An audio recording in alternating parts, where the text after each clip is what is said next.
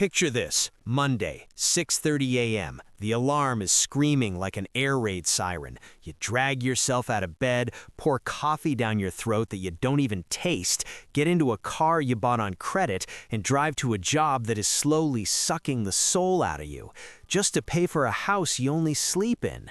And the plan is to do this for the next 40 years? We're told, work hard, save 10%, and at 65 you'll get a gold watch and maybe, just maybe, you can afford a cruise. I'm here to tell you the brutal truth. That plan is dead.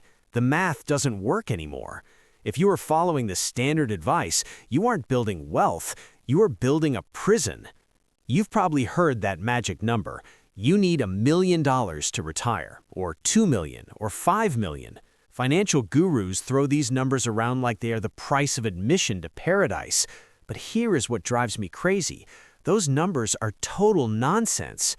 I know a guy with $2 million in his account, and he wakes up in a panic at 3 a.m. because he's terrified the market will crash. And I know another guy with just $600,000 who hasn't worked a day in 3 years and is currently traveling through Asia. What's the difference? The difference isn't the amount of money. The difference is the freedom formula. My name is Timmy, and I spend way too much time analyzing complex financial equations, hidden fees, and the psychological traps of poverty so that you don't have to. Today, we aren't guessing. We are going to take a calculator and calculate the exact date you can tell your boss to, well, you get the idea. I'm going to show you the math of the freedom calculator that scares bankers. We are going to break down the 3 levels of wealth, and I will give you a step-by-step plan to escape the rat race, even if your salary right now feels like a joke.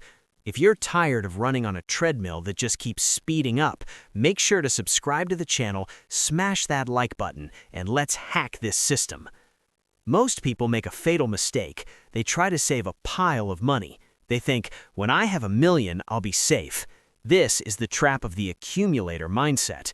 The problem with a pile of money is that it is finite.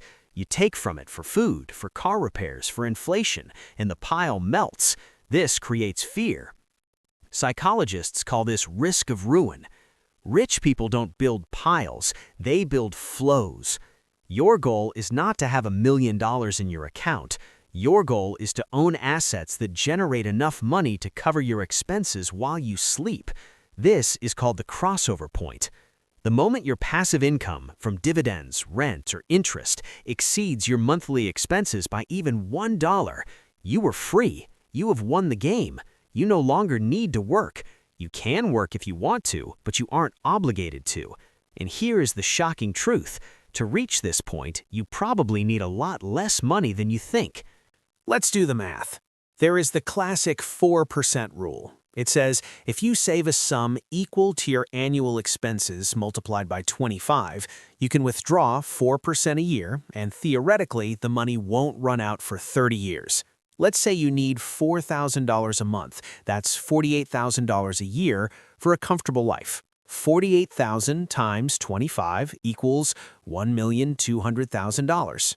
Sounds terrifying, right? 1.2 million. For a guy making $50K a year, that sounds like never.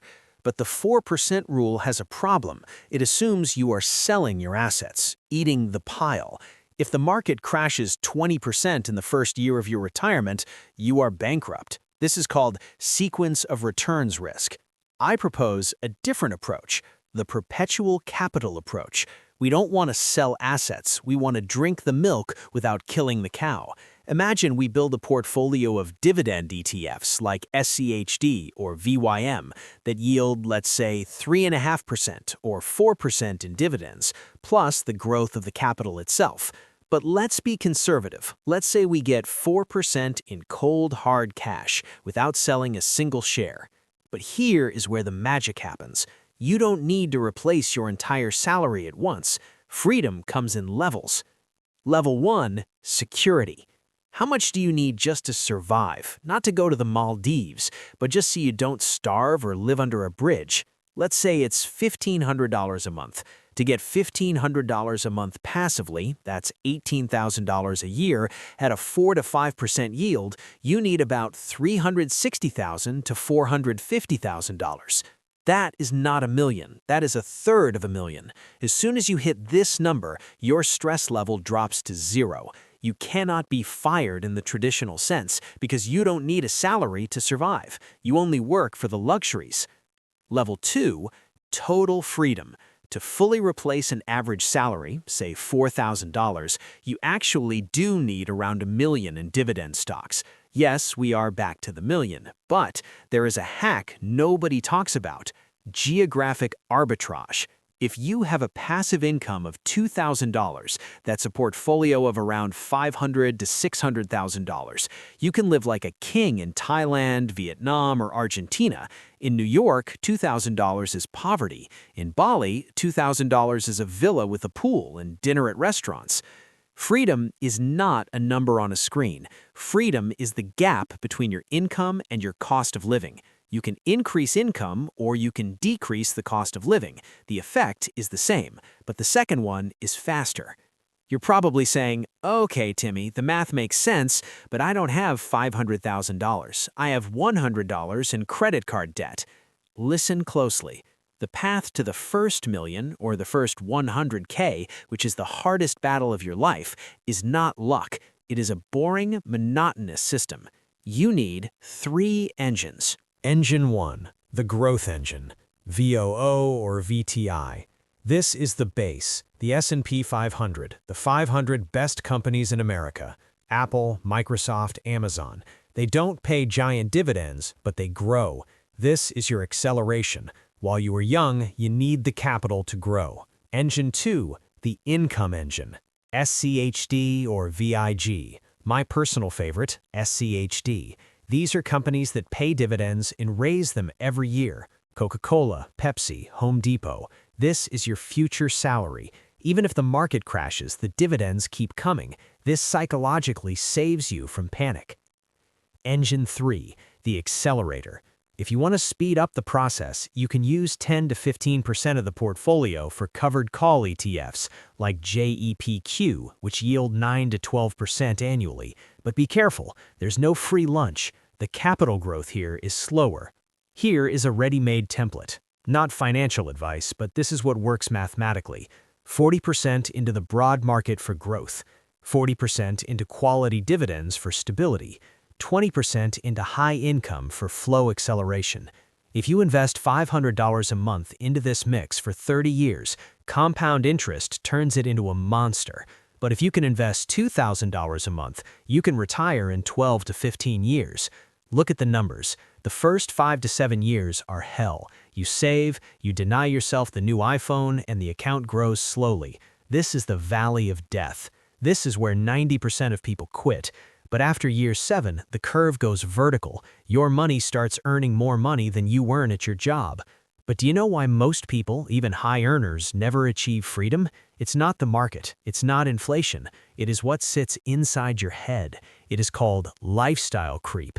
You made $30K, you spent $30K. You got a raise to $60K, you bought a nicer car, a bigger apartment, and now you spend $60K. You make $100K and you are still broke, but now you have a 30-year mortgage and a lease on a BMW. Society is programmed to keep you poor. Marketers, banks, your neighbors, they all want you to spend. You deserve it. You only live once. Just put it on monthly payments. Every time you buy a liability, a thing that loses money, you are stealing freedom from your future self. You are trading 5 years of your future freedom for a new car today. Is that piece of metal worth 5 years of your life sitting in an office?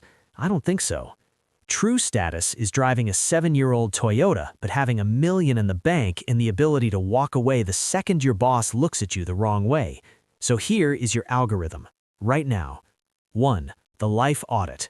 Calculate your real cost of living, not roughly, but to the penny. Where is the money leaking? Subscriptions, coffee, credit cards? Plug the holes. 2. The safety net. Stack $10,000 to $20,000 in a savings account. This is your bulletproof vest. You cannot invest without it. 3. Kill the debt. If you have debt at 20% interest, that is a fire. Put it out. No investing until bad debts are dead. 4. The gap. Widen the gap between income and expenses. Live on 50% of what you make if you can. The bigger the gap, the closer the freedom. 5. Automate. Set up autopay on payday. Money moves to the brokerage account before you have a chance to spend it. Pay yourself first.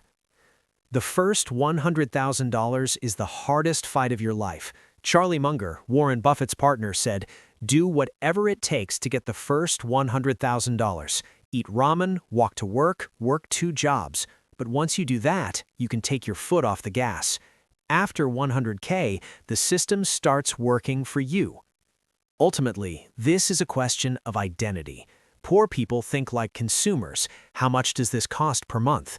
Rich people think like capital owners. What is the return on investment? You must stop identifying yourself with your job or your things.